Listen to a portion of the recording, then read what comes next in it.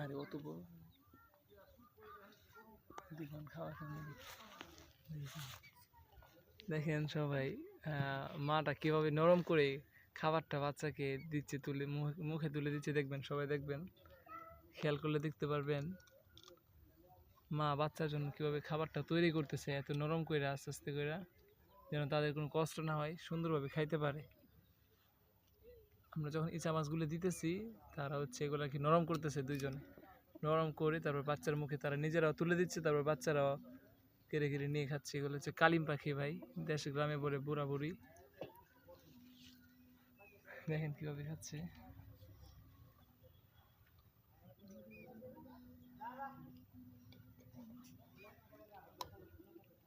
মাথাটা ফাড়া এলো। আচ্ছা ঠিক আছে, সবাই দেখেন, আস্তে আস্তে দেখতে থাকেন।